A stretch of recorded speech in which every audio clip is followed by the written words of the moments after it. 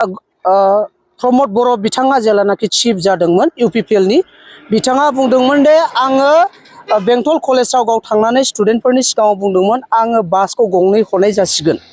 नाथाय बिथाङा बे खोथाखौल' बुंदों खिन्थु दिनैसिम जाफुङाखै आरो बिथांनि बुंनाया मिसलिया जाबाय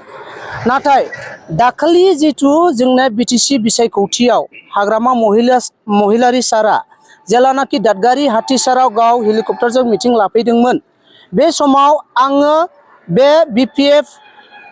हाथिसार BPF प्राइमारिनि जेनेरेल सेक्रेटारि जानानै बिथांनो बे इस्युखौ बुंदोंमोन दे बासखौ जोंनो नांगौ सार बेयाव लाइस' फाइस' खालामनो स्टुडेन्टफोरनि थाखाय खस्थ' होननायाव बिथाङा बास गंनैखौ जोंनो जासिदों